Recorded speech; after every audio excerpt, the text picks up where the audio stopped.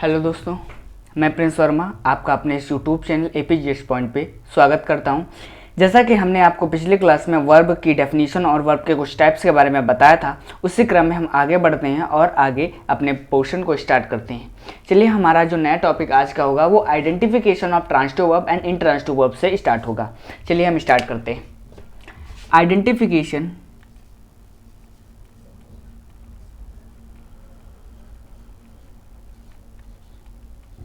of transitive verb।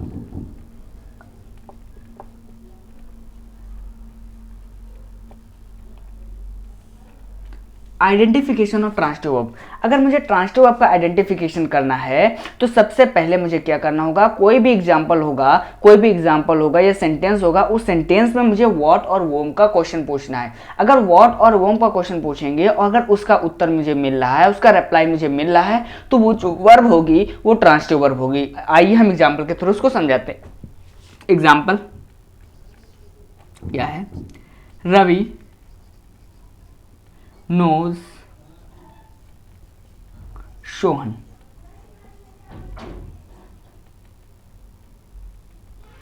अब इसमें हम क्वेश्चन पूछते हैं। क्वेश्चन है रवि नोज होम।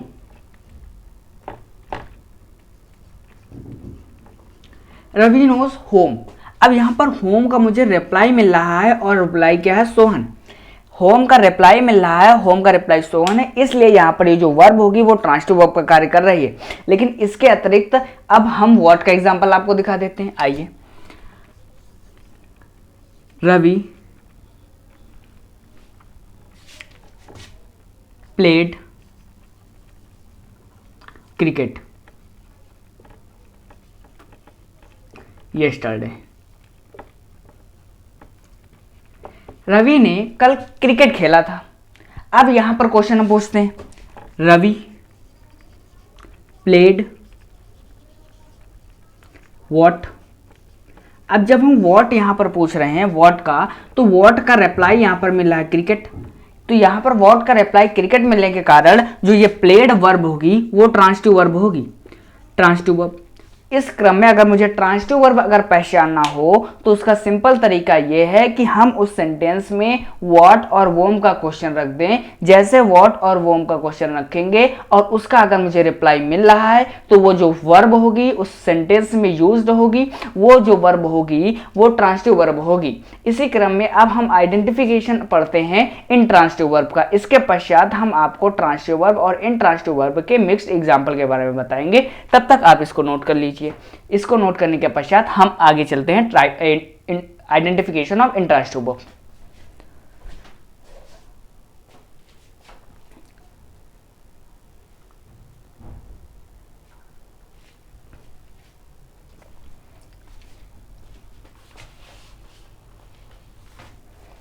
चलिए अब स्टार्ट करते हैं।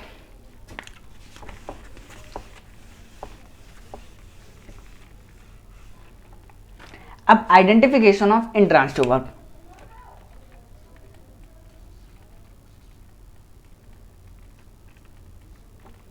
Identification of intransitive verb. Intransitive verb way verbs होती हैं जिसमें कोई ऑब्जेक्ट नहीं होता है। आइए अब जिसमें ऑब्जेक्ट नहीं होगा उसमें हम कैसा क्वेश्चन रखते हैं। चलिए स्टार्ट करते हैं। इसमें अगर हम हाउ का, व्हाई का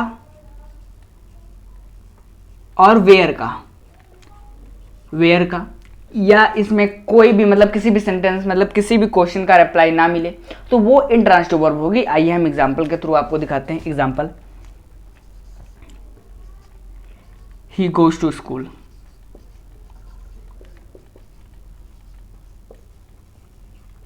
अब इसमें हम क्वेश्चन पूछेंगे जैसे उसमें हमने आप ट्रांजिटिव वर्ब में सिखाया था।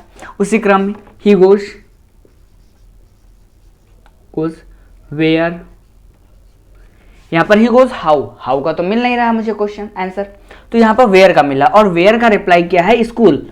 अब वेयर का रिप्लाई जब स्कूल मिल रहा है तो यहाँ पर ये इंट्रांसिटिव वर्ब का कार्य कर रही है, क्योंकि इसमें हाउ, वेयर और वाई का उत्तर मिल रहा है, ना कि यहाँ पर व्हाट और वॉम का मिल रहा है। अगर व्हाट और वॉम का रिप्लाई यहाँ पर मिलता तो वो जो वर्ब होगी वो ट्रांसिटिव वर्ब होगी, लेकिन व्हाट और वॉम का रिप्लाई ना मिलने के कारण ये इंट्रांसिटिव वर्ब होगी। और सबसे बढ़िया एक रीजन जो आपने बचपन से जाना होगा, आपके टीचर्स लोगों ने पूछा होगा question, he goes to school की पैसिव वॉइस क्यों नहीं बनती है, उसका कारण यही है क्योंकि पैसिव वॉइस जो अगर कन्वर्ट करने के लिए मुझे ऑब्जेक्ट की जरूरत होती है, और अगर ऑब्जेक्ट नहीं हो तो हम पैसिव वॉइस नहीं बना सकते हैं। तो ऑब्जेक्ट इसमें होता नहीं, क्यों नहीं होता? क्योंकि यहाँ पर जो गोज वर्ब यूज की गई है वो ट्रांसिटिव वर्ब होगी, और जो इंट्रांसिटिव वर्ब होगी, और जो इंट्रांसिटिव वर्ब होती हैं वो ऑब्जेक्ट नहीं लेती हैं। तो मेन यहाँ कारण ये हुआ इस सेंटेंस की पैसिव वॉइस इसलिए नहीं बनती है क्योंकि ये एक इंट्रांसिटिव वर्ब होगी, और इंट्रांसिटिव वर्ब वे वर्ब्स होती हैं जिनके पास खुद का ऑब्जेक्ट नहीं होता है। ऑब्जेक्ट ना होने के कारण यहाँ पर पैसिव वॉइस नहीं बन सकती, क्योंकि अगर ऑब्जेक्ट नहीं होगा तो हम ऑब्जेक्ट को सब्जेक्ट कैसे बनाएंगे? जब ऑब्जेक्ट को सब्जेक्ट नहीं बना सकते हैं तो एक्टिव फॉर्म को पैसिव फॉर्म नहीं बना पाएंगे, इसका यही कारण हुआ। चलिए हम इसके पश्चात अब आपको हाउ का एग्जाम्पल आपको दिखा देते हैं। दूसरा जो एग्जाम्पल है, ही रन्स फर्स्ट। आप इसमें क्वेश्चन पूछेंगे, ही रन्स हाउ। अब हाउ का उत्तर मुझे यहां पर मिल रहा है फास्ट, हाउ का रिप्लाई मिल रहा है फास्ट, तो यहां पर ये जो वर्ब होगी वो रन्स, वो इंट्रांसिटिव वर्ब होगी, इंट्रांसिटिव वर्ब, और यहां पर गोज होगी वो इंट्रांसिटिव वर्ब होगी, इंट्रांसिटिव वर्ब। अब हम इसके पश्चात कुछ क्वेश्चंस आपसे भी पूछेंगे और उन क्वेश्चंस को बता देंगे। इसके पश्चात हमें ये क्लियर होगा कि आप लोगों को ट्रांसिटिव वर्ब और इंट्रांसिटिव वर्ब का आइडेंटिफिकेशन आ गया है। चलिए तब तक आप इसको नोट कर लीजिए। इसके पश्चात हम आपको उदाहरण के रूप में ही उसको समझाएंगे। आइडेंटिफिकेशन ट्रांसिटिव वर्ब और इंट्रांसिटिव वर्ब के मिक्स्ड एग्जाम्पल देंगे, उसमें हम आपसे पूछेंगे कौन सा जो वर्ब है वो ट्रांसिटिव वर्ब के रूप में है और कौन से इंट्रांसिटिव वर्ब के रूप में है। चलिए तब तक आप इसको नोट कर लीजिए, फिर स्टार्ट करते हैं।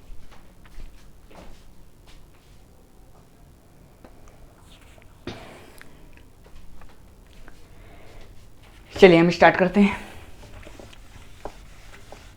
कुछ एग्जांपल्स लिखते हैं, तो आप बताइएगा कि वो वर्ब ट्रांसिटिव वर्ब है कि इंट्रांसिटिव वर्ब है। The car stopped,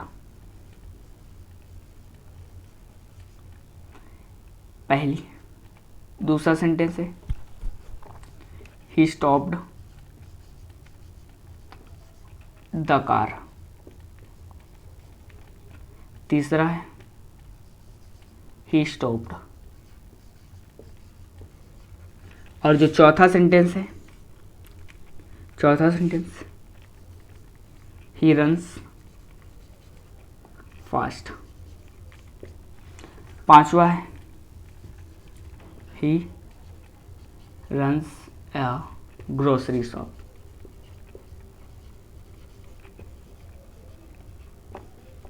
grocery shop. In 5 sentence हैं, इन पांचों सेंटेंस में मुझे पहचानना है कि कौन सी वर्ब ट्रांसिटिव वर्ब है और कौन सी इंट्रांसिटिव वर्ब है। चलिए हम पहले सेंटेंस से आपको बताते हैं। द कार स्टॉप्ड, गाड़ी रुकी।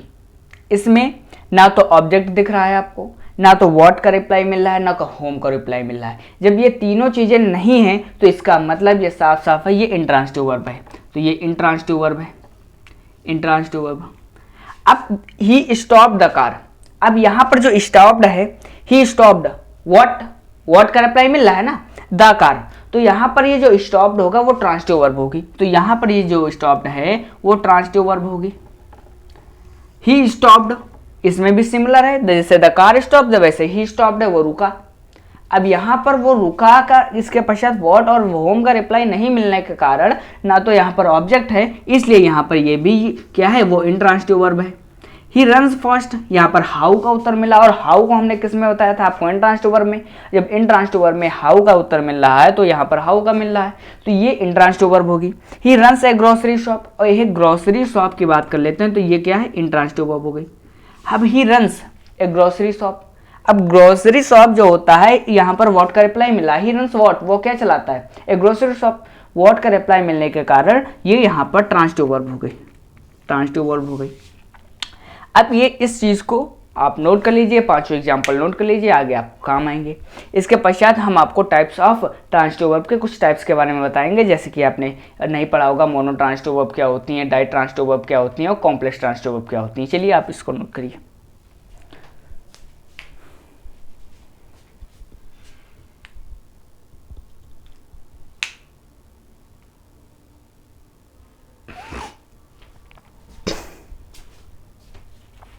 चलिए हम स्टार्ट करते हैं आगे।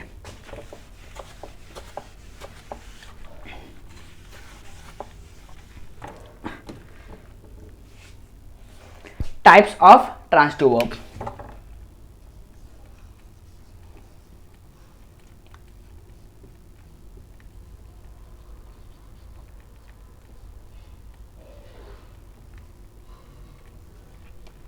जो पहला टाइप होगा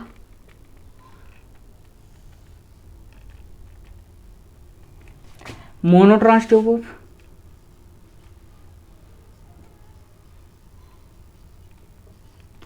ये डाई ट्रांसिटिव वर्ब होगा,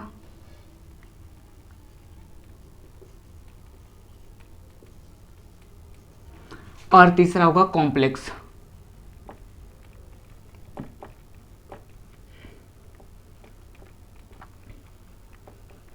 तीन टाइप होते हैं, एक मोनो ट्रांसिटिव वर्ब होता है, फिर डाई ट्रांसिटिव वर्ब होगा और तीसरा कॉम्प्लेक्स ट्रांसिटिव वर्ब। चलिए हम मोनो ट्रांसिटिव वर्ब के बारे में बताते हैं। तो मोनो ट्रांसिटिव वर्ब वे वर्ब्स होती हैं which requires only a single object, जिसमें केवल एक ऑब्जेक्ट होती है, सिंगल ऑब्जेक्ट होगा। वो जो वर्ब होगी उसमें मतलब जो सिंगल ऑब्जेक्ट वाले सेंटेंस की जो वर्ब होगी वो मोनो ट्रांसिटिव वर्ब होगी। हम इसको एग्जाम्पल के रूप में देखते हैं। Example, I know him. यहां पर हिम केवल एक ऑब्जेक्ट है, इसलिए यहां पर ये क्या है, मोनो ट्रांसिटिव वर्ब है। अब इसके पश्चात जो डाई ट्रांसिटिव वर्ब है उसके बारे में आपको बताते हैं। क्या है, सेकंड जो टाइप है वो डाई ट्रांसिटिव वर्ब का है।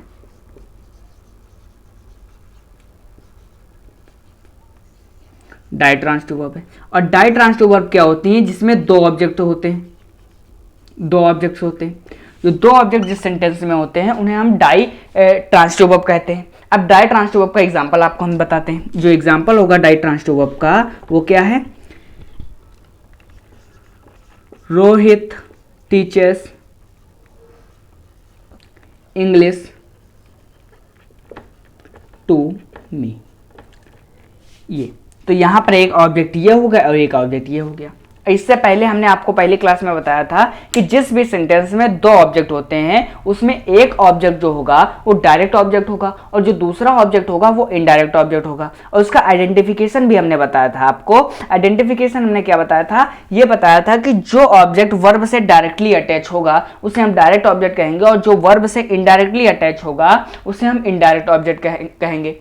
लेकिन बहुत सारे जो टीचर्स होते हैं आपको रटा देते हैं कि वर्ब के बाद जो ऑब्जेक्ट होगा उसे हम डायरेक्ट ऑब्जेक्ट कहते हैं, इसके पश्चात जो ऑब्जेक्ट मिलेगा उसे इनडायरेक्ट। लेकिन ऐसा गलत, क्योंकि ये जो सेंटेंस है उसको हम दूसरे तरीके से भी लिख सकते हैं। आइए हम वो तरीका आपको लिखकर दिखाते हैं।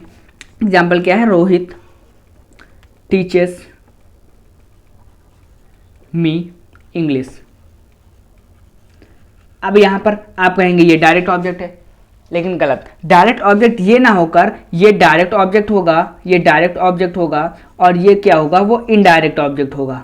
इसमें क्या होगा, ये डायरेक्ट ऑब्जेक्ट होगा और ये क्या होगा, इनडायरेक्ट ऑब्जेक्ट होगा। कैसे, अब रोहित टीचर्स पढ़ाता है, तो पढ़ाता है, क्या पढ़ाता है, व्हाट का रिप्लाई, तो पढ़ाना है वो इंग्लिश। जब इंग्लिश पढ़ाएगा तभी तो उसे कोई पढ़ेगा, और जब कोई पढ़ेगा तो वो बाद की बात होगी। तो सबसे पहले उसको पढ़ाना आना चाहिए, पढ़ाना आएगा तब वो पढ़ाएगा।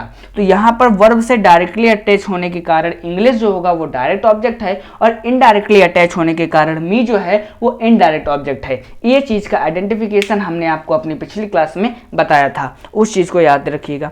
तो इसमें हमने आपको मोनो ट्रांसिटिव वर्ब बताया। मोनो ट्रांसिटिव वर्ब वे वर्ब होते हैं इसमें केवल एक ऑब्जेक्ट होगा, वो मोनो ट्रांसिटिव वर्ब होगा। इसके पश्चात हमने आपको डाई ट्रांसिटिव वर्ब बताया। डाई ट्रांसिटिव वर्ब वे वर्ब होते हैं इसमें दो ऑब्जेक्ट होंगे। अब इसके पश्चात अब हम आपको तीसरा बताएंगे जो कॉम्प्लेक्स ट्रांसिटिव वर्ब होगा, वो बहुत ही इंपॉर्टेंट है।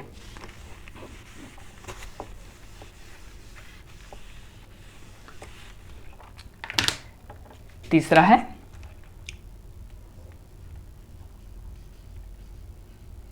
कॉम्प्लेक्स ट्रांसिटिव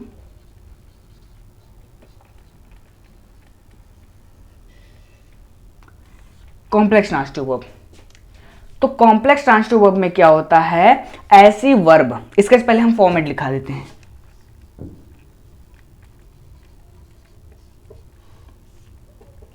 फॉर्मेट होगा तो ऐसी वर्ब जिस मतलब इसका जो कॉम्प्लेक्स ट्रांजिटिव वर्ब होगा इसके अंतर्गत हम आपको बताते हैं। पहले फॉर्मेट नोट कर लेते हैं, इसके पश्चात इसके एग्जांपल फिर स्टार्ट करते हैं। वो फॉर्मेट क्या होगा, सबसे पहले हमारा सब्जेक्ट होगा, ठीक, सब्जेक्ट होगा। इसके पश्चात जो कॉम्प्लेक्स ट्रांजिटिव वर्ब होगी, फिर ऑब्जेक्ट होगा। इसके पश्चात इसी ऑब्जेक्ट की इंफॉर्मेशन होगी, इसी ऑब्जेक्ट का कॉम्प्लीमेंट होगा। इसी ऑब्जेक्ट का जब कॉम्प्लीमेंट होगा उसी को हम कॉम्प्लेक्स ट्रांजिटिव वर्ब कहते हैं। आइए एग्जांपल के थ्रू हम आपको बताते हैं। वी कॉल हिम नमन,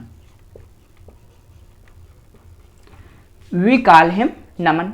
अब यहां पर हिम का उत्तर यहां पर डायरेक्ट नमन के रूप में मिल रहा है। इसके हिम को नमन के बारे में कहा गया, हिम की इंफॉर्मेशन है नमन। तो हिम का नाम ही नमन है, इसलिए ऑब्जेक्ट होगा ये ऑब्जेक्ट, और ऑब्जेक्ट का कॉम्प्लीमेंट नमन है, इसलिए यहां पर ये जो कॉल होगी वो कॉम्प्लेक्स ट्रांजिटिव वर्ब के रूप में होगी।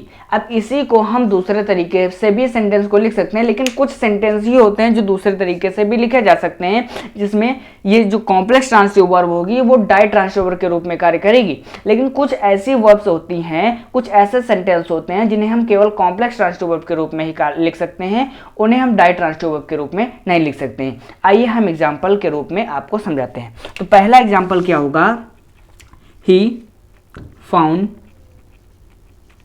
हर a good wife, good wife. अब ये सेंटेंस है, हर और हर का ही उत्तर दिया गया। यहां पर ये जो फाउंड है वो कॉम्प्लेक्स ट्रांजिटिव वर्ब है, ठीक। अब इसको अगर हम कहें, इसे हम डाई ट्रांजिटिव वर्ब के रूप में लिखें तो इसको हम नहीं लिख सकते हैं। जैसे एग्जांपल हो गया दूसरा डाई ट्रांजिटिव वर्ब के रूप में, he found a good wife, wife to her. अब इसका मीनिंग आप निकालिए और इसका मीनिंग निकालिए, कोई मीनिंग निकल रहा है। इसका जो है इसका मीनिंग है और इसका क्या है, इस सेंटेंस का क्या है, नो मीनिंग। इस सेंटेंस का कोई मीनिंग ना होने के कारण ये जो वर्ब होगी वो गलत होगा, वर्ब सेंटेंस ही ये गलत होगा, क्योंकि ऐसे जो सेंटेंस होंगे उन्हें हम केवल कॉम्प्लेक्स ट्रांजिटिव वर्ब के रूप में यूज कर सकते हैं। अब दूसरा एग्जांपल आपको बताते हैं जो वर्ब्स कॉम्प्लेक्स ट्रांजिटिव वर्ब और डाई ट्रांजिटिव वर्ब दोनों फॉर्म में यूज कर सकते हैं। आइए हम देखते हैं। पहला एग्जांपल क्या होगा, we found him a good coach. अब इसका जो दूसरा वर्जन होगा, we found a good coach to him. दो सेंटेंस। अब ये सेंटेंस क्या है, वो कॉम्प्लेक्स ट्रांजिटिव वर्ब है। अब ये क्या है, ये डाई ट्रांजिटिव वर्ब है, लेकिन इसे हम डाई ट्रांजिटिव वर्ब भी कह सकते हैं। क्यों कह सकते हैं, इसका reason, we found him a good coach को हम इस फॉर्म में भी लिख सकते हैं और इस फॉर्म को हम इस फॉर्म में भी लिख सकते हैं। लेकिन अगर जब कॉम्प्लेक्स ट्रांजिटिव वर्ब के रूप में अगर देखें तो इसका उत्तर क्या होगा, हिम के बारे में, हिम को ही एक गुड कोच, एक अच्छा कोच कहा गया है। लेकिन अगर यहां पर देखिए जो डाई ट्रांजिटिव वर्ब होगा, we found a good coach, हमने एक अच्छा कोच पाया, टू हिम, किस, उसके लिए, हमने उसके लिए एक अच्छा कोच पाया।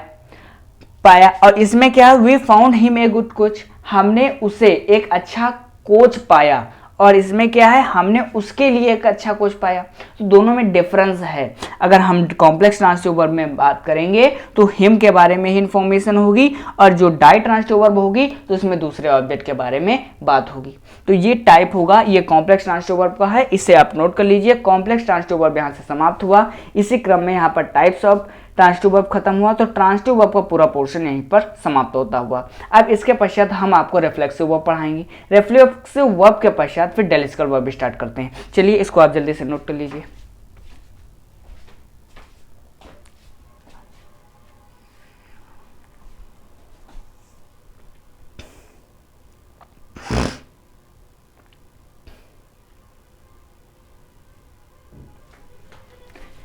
चलिए आप इसको नोट कर लिए होंगे। अब आगे हम स्टार्ट करते हैं।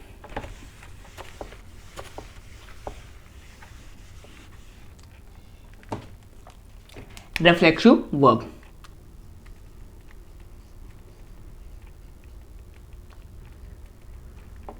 Reflexive,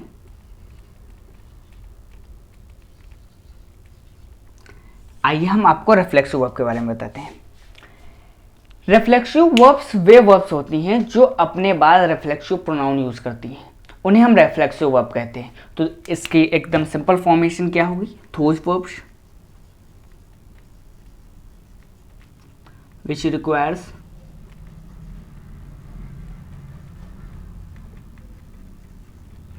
reflexive pronoun after them called reflexive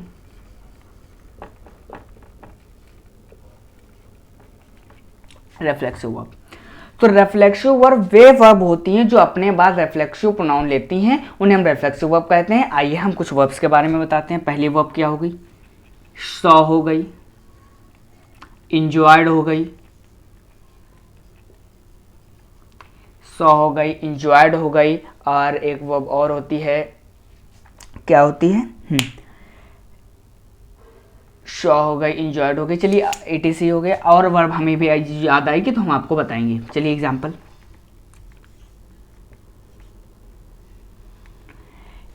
I saw myself in the mirror. अब यहां पर I saw myself in the, I saw in the mirror, मैंने मिरर में देखा क्या? जब मिरर आप देखेंगे तो मिरर में खुद को ही तो देखेंगे। जब तक खुद के लिए हम सेंटेंस में यूज नहीं करेंगे तब तक कोई उसका मतलब निकलेगा नहीं, मतलब निकलेगा। इसलिए यहां पर इसका यूज किया गया, I saw myself in the mirror, मैंने मिरर में अपने आप को देखा। अब चलिए हम आगे स्टार्ट करते हैं।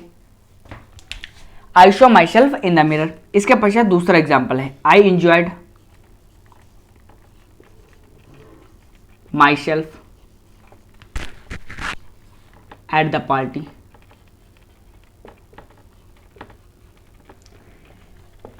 मैंने पार्टी में खुद एंजॉय किया। He enjoyed herself at the party या I enjoyed herself at a party। Different type of sentences we can be used. ठीक है, अब इसमें क्या होता है, जब तक माई सेल्फ का यूज नहीं करेंगे, जब तक इसके बारे में अगर हम पॉइंट नहीं नोट कर रहे हैं तो इसका कोई मतलब नहीं है। तो यहाँ पर अगर हम सेंटेंस में विदाउट अगर हम रिफ्लेक्सिव प्रोनाउन यूज करते हैं तो यहाँ पर नहीं होता, उसका कोई मीनिंग ही नहीं निकलेगा। अब एक एग्जांपल और हम आपको दिखाते हैं। तीसरा क्या होता है?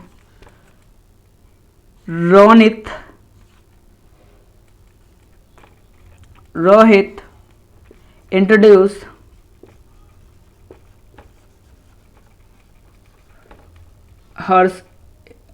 himself in the class। Rohit introduce himself, Rohit ने अपने आप को इंट्रोड्यूस किया इन द क्लास। अगर अभी आप सेंटेंस से पूछा लिखा होता Rohit introduce in the class, Rohit ने क्लास में इंट्रोड्यूस किया, किसे इंट्रोड्यूस किया, क्या इंट्रोड्यूस किया, तो कोई मतलब नहीं, कोई सेंस नहीं निकल रहा है। इसलिए जब कोई सेंस नहीं निकल रहा है तो ये ऐसी वर्ब्स होती हैं जो अपने बाद प्रोनाउन लेकर खुद चलती हैं अपना मीनिंग स्पष्ट करने के लिए। तो दोज वर्ब्स वैसी वर्ब्स जो अपने बाद रिफ्लेक्सिव प्रोनाउन लेती हैं उन्हें रिफ्लेक्सिव वर्ब कहा जाता है। अब रिफ्लेक्सिव वर्ब, इतना पोर्शन रिफ्लेक्सिव वर्ब का, इसको आप नोट कर लीजिए। रिफ्लेक्सिव वर्ब के पश्चात अब आपको हम डेलिस्कल वर्ब स्टार्ट करते हैं।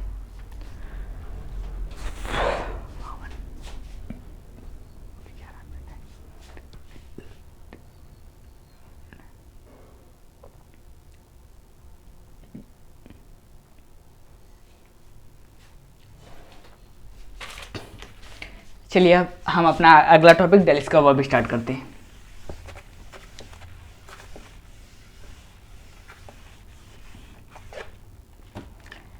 डेलिस्कल वर्ब,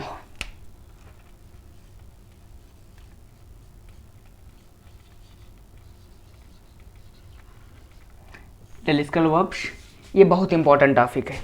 1 मिनट रुकिए, हम मार्कर में इंक डाल लेते हैं।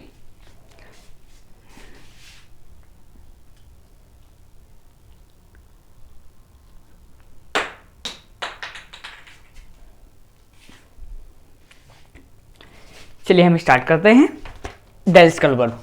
डेलिस्कल वर्ब ऐसे वर्ब्स होती हैं जो सेंटेंस में तो यूज होती हैं, लेकिन वो सेंटेंस में यूज होने के साथ साथ उसमें कोई भी चेंजेस नहीं करती हैं, बस केवल एम्फेसाइज करती हैं उस सेंटेंस को हल्का। ये एम्फेसाइज करना ही इनका केवल काम होता है। ये सेंटेंस में जब यूज़ होती हैं तो इनका उस सेंटेंस में कोई मीनिंग नहीं होता है, मीनिंग के ना के बराबर मीनिंग होता है, और जो मेन मीनिंग होगा वो इनके वर्ब के पास होगा। और जो वर्ब होगी जब इसका यूज़ करते हैं डेलिस्कल वर्ब का, तो वो जो वर्ब होगा वो वर्ब नाउन के रूप में आ जाता है और नाउन के रूप में उसका प्रयोग करते हैं। चलिए हम उसको उदाहरण के रूप में आपको समझाते हैं। सबसे पहला example, we go to market daily। और जो दूसरा एग्जाम्पल होगा, we do go to market daily। अब 2 सेंटेंस यहां पर लिखे हैं। पहला sentence we go to market daily और दूसरा we do go to market daily. पहला सेंटेंस की मीनिंग और दूसरे सेंटेंस की मीनिंग में कोई अंतर नहीं है, दोनों सेम है। लेकिन यहां पर बहुत से लोग कह रहे हैं डू है और डू का यूज है, तो यहां पर ये गलत है। गलत नहीं है, डू यहां पर एज ए डेलिस्कल वर्ब यूज किया गया है। डेलिस्कल वर्ब, डेलिस्कल वर्ब। अब डेलिस्कल वर्ब का यूज होता क्यों है, इसके जो कुछ पॉइंट्स हैं, हम आइए पॉइंट्स को बताते हैं। डेलिस्कल वर्ब का लिटिल मीनिंग होता है। क्या होता है? Little meaning. Little meaning, little meaning होता है, इसलिए इन्हें क्या कहा जाता है? That is empty verb. Empty verbs इन्हें कहा जाता है। और दूसरा इनका क्या होता है, ये यूज की जाती हैं टू एम्फसाइज। इस सेंटेंस को एम्फसाइज करने के लिए यूज की जाती है, इसलिए इन्हें एम्फेटिक वर्ब भी कहा जाता है।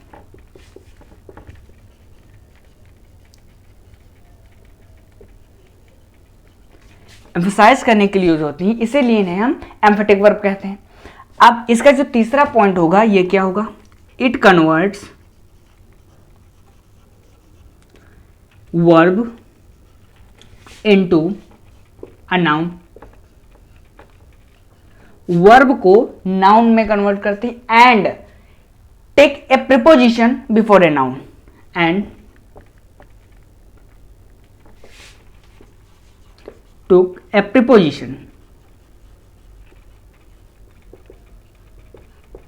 before noun।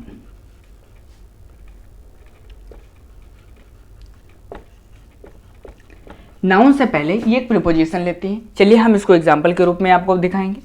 अब सबसे पहले we go to market daily और we do go to market daily. Little meaning होता है, डेलिस्कल वर्ब में होता है। लिटिल मीनिंग होने के कारण इसे हम एम्फेटिक वर्ब कहते हैं, और ये एम्फेसिस करने के लिए यूज होता है, इसलिए इसे हम एम्फेटिक वर्ब कहते हैं। अब इसमें जो कन्वर्ट करता है, जो वर्ब होती है वर्ब को नाउन। अब वर्ब को नाउन कैसे कन्वर्ट करता है, इसका एग्जाम्पल आपको दिखाते हैं। एग्जाम्पल क्या होता है? आई शावर्ड। शावर्ड, यहां पर यह वर्ब है। अब इसको हम अगर डेलिस्कल वर्ब के रूप में अगर इसके एग्जाम्पल को लिखें तो आई टुक a shower. I took A shower. अब यहां पर ये जो शावर है वो नाउन हो गया। अब ये नाउन हो गया, इस वर्ब को नाउन बना दिया गया, और नाउन से पहले यहां पर आर्टिकल यूज कर दिया गया। आर्टिकल, ये प्रीपोजिशन नहीं, आर्टिकल होगा, यूज्ड आर्टिकल।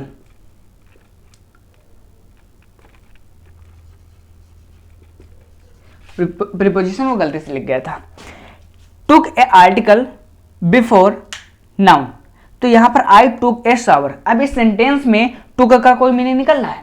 नहीं मीनिंग निकल रहा है, टुक का कोई मीनिंग नहीं, इसलिए यहां पर जो टुक है वो डेलिस्कल वर्ब है। डेलिस्कल वर्ब है, और जो शावर है वो नाउन है। तो इस क्रम में हमने आपको बताया कि कैसे हम वर्ब को नाउन में कन्वर्ट करते हैं और नाउन से पहले आर्टिकल यूज करते हैं। अब इसके पश्चात हम अब कुछ डेलिस्कल वर्ब्स के बारे में बताएंगे कि उनका यूज कैसे होता है और किस प्रकार होता है। सबसे पहले आप इसको नोट कर लीजिए, फिर कुछ वर्ब्स स्टार्ट करते हैं।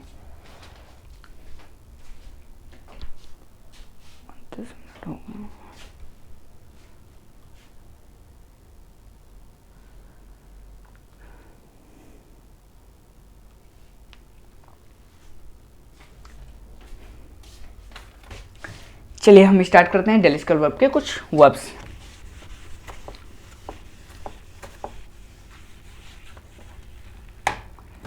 कुछ वर्ब्स में हम आपको पहली वर्ब्स आपको हम बताते हैं। हैव हो गया,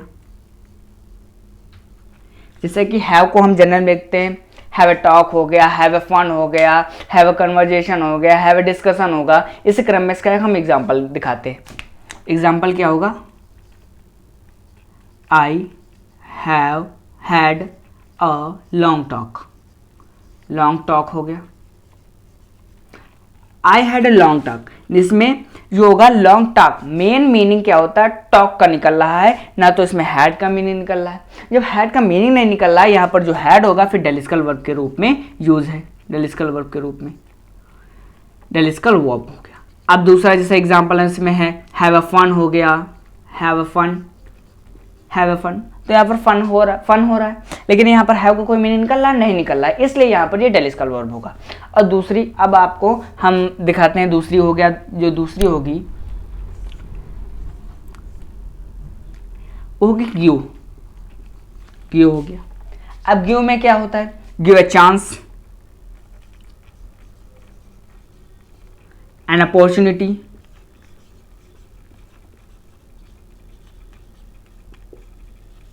अपॉर्चुनिटी हो गया। अब इसी में एक तीसरी वर्ब होगी, वो क्या होगी? टेक। टेक, टेक में क्या होगा? Take a rest, take a breakfast, take a lunch, इस क्रम में। तो यहां पर take a shower, take a shower. तो इसमें क्या होता है? टेक ए लंच हो गया, टेक ए शावर हो गया, इसमें टेक का कोई मीनिंग निकल रहा है? नहीं निकल रहा है। जो मीनिंग नहीं निकलने के कारण जो टेक है यहाँ पर डेलिस्कल वर्ब यूज होगी। जैसे give a chance, give a chance, तो यहाँ पर चांस का मेन मतलब निकल रहा है, गिव का कोई मतलब नहीं निकल रहा है, इसलिए यहाँ पर गिव एक डेलिस्कल वर्ब के रूप में होगी। इसके क्रम में दो वर्ब्स अभी और हैं, उन वर्ब्स के बारे में आपको बताते हैं। गो हो गई, मेक हो गया और डू हो गया।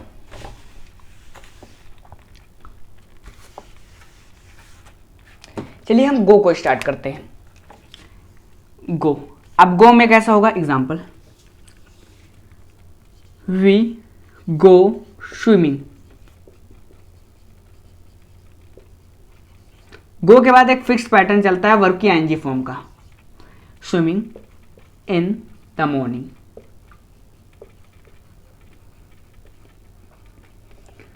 We go swimming in the morning. तो इसका एग्जाम्पल आप समझ सकते हैं क्या है? We go swimming in the morning. तो ये कई बार सेंटेंस आ चुका है एग्जाम में, लेकिन बहुत सारे बच्चे जो होते हैं ये देखकर कि गो और स्विमिंग दोनों साथ साथ वर्ब हैं और यूज करके हटा देते हैं। लेकिन यहाँ पर गो का कोई मीनिंग नहीं होता है, कोई लिटिल मीनिंग ही होता है यहाँ पर।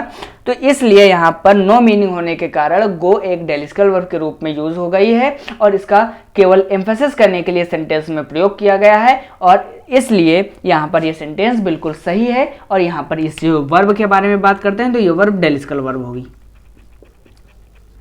अब इसके पश्चात आपको हम एक अगली वर्ब बताएंगे, वो वर्ब है मेक।